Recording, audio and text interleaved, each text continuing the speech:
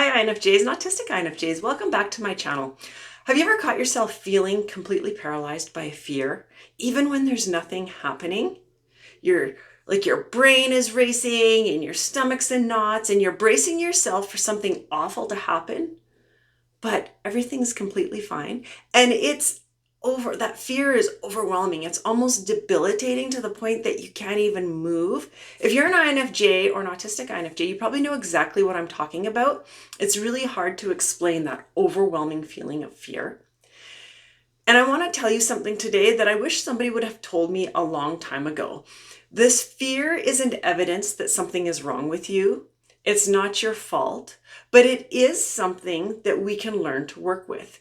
And today, this is what I want to talk about, where this fear comes from for us, because many of us struggle with this, why it feels so real for us, and how to work with it. And I also want to share a truth about courage. So if you're new to my channel, welcome. My name's Trina. I'm an INFJ and I'm also autistic.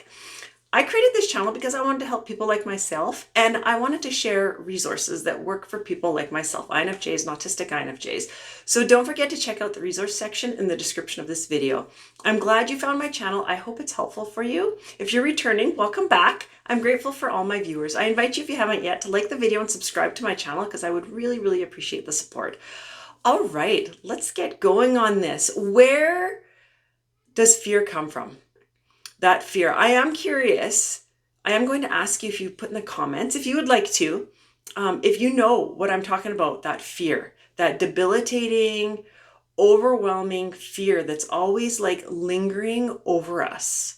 I'd love to know in the comments. I know quite a few INFJs and autistic INFJs struggle with this fear. And it's a very deep ingrained fear.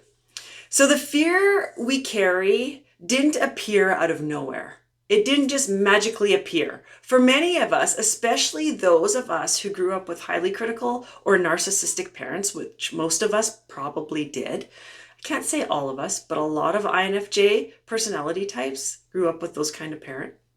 Fear becomes part of our survival strategy. We learned early that we had to walk around on eggshells so that we don't trigger anybody, constantly scan for danger or brace for judgment every single day of our life. So we learned that our intuition wasn't to be trusted, and we were often humiliated for using it. Every time we voiced it, it got dismissed or it got criticized, giving us more evidence to enforce that belief that we were bad. And over time, this fear became our normal. And then sadly, it started to feel like a truth to us. So we constantly lived in fear, even when there was no threat there. I know this fear all too well because I lived it most of my life. I honestly don't remember a time growing up until I was almost 40 when I can honestly say I wasn't afraid. I was scared of everything. Simply going to the grocery store was scary for me. Going to work every day was scary. Everything was scary, and I used to get so exhausted because I knew other people didn't feel this fear. They couldn't have because they're out there doing amazing things with their life. And here I am stuck. I was afraid to make a move. I was afraid to take a chance, to trust myself. It was so intense that it stopped me. Or I could say I stopped myself from living a life I actually wanted because I gave into that fear because I didn't know how to deal with it. I had a dream. I had lots of dreams. There was lots of things I wanted to do. I even applied in high school. It would have been about grade 12, I suppose. I applied and I got accepted to a school for music, for sound and recording engineering, because that's what I wanted to do at that time. But I never went. When it came down to it, I never went. This fear was so much louder than my desire. Of course, I told myself every excuse in the book, but the truth was that I was terrified. And when I thought about it, I would just get paralyzed. I couldn't move. And that fear followed me everywhere. I took jobs I hated because I was too scared to go after ones that deep down I knew I was capable, but I had myself believing I wasn't, and I was too scared to even try it. I lived a life that really wasn't mine.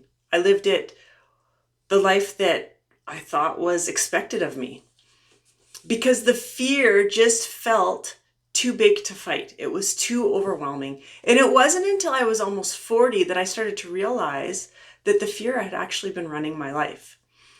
And it was very frustrating. That's when I dug down into it to figure out what is going on, because I've seen other people, they didn't deal with this. They couldn't have.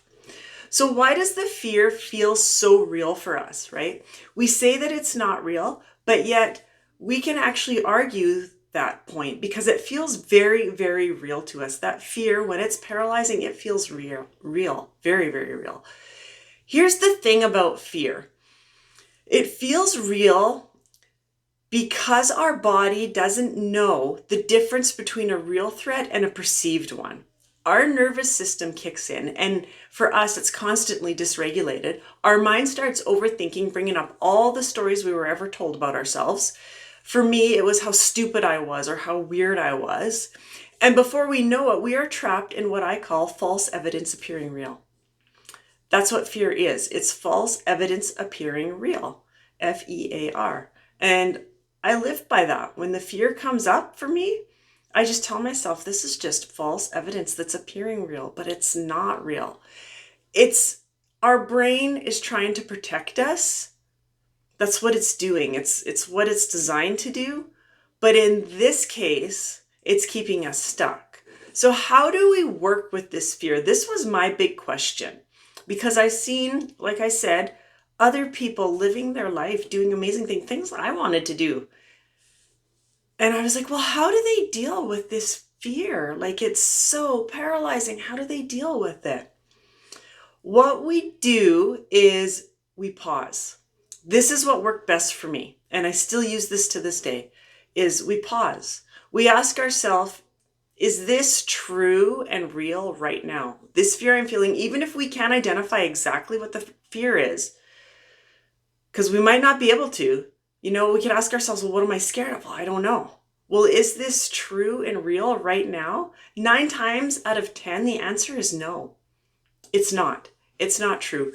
Then we're going to ask ourselves, who in me is afraid? And this is where it gets quite interesting, because this question will almost always reveal a younger version of you. Almost always. It's going to reveal that younger you. That part of you that still feels small, scared, wrong, broken, stupid, ugly, whatever it was that you felt when you were younger.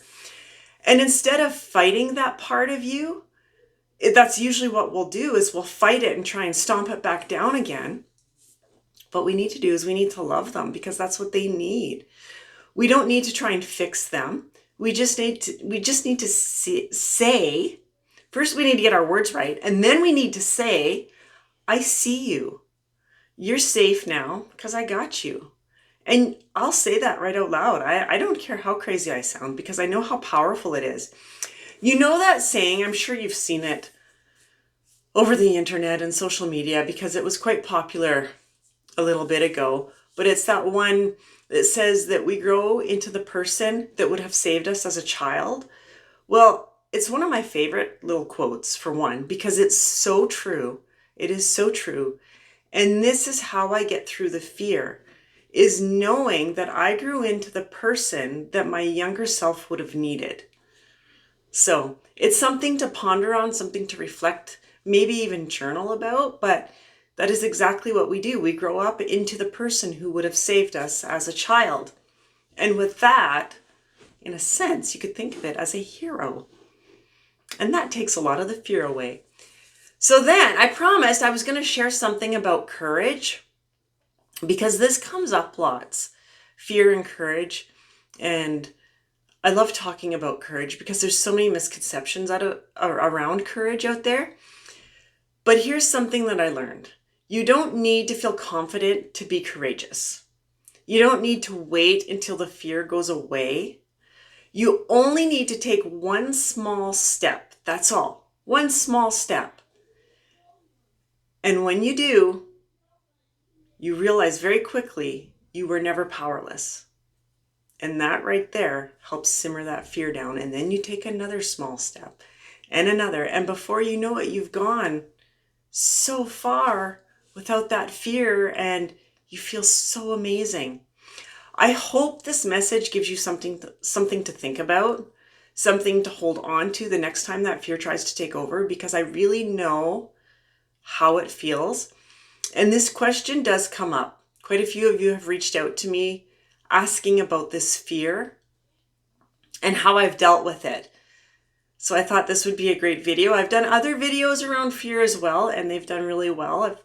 You guys seem to really like it. And I know for me, even to this day, when I see something about fear on social media or on YouTube, I always watch it. I always watch it. And I'm like, fear, let's see what this is. Maybe I can pick something up.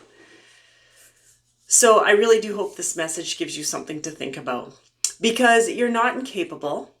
Even if you were told that, you're not weak. You're just carrying fear that was never yours to begin with.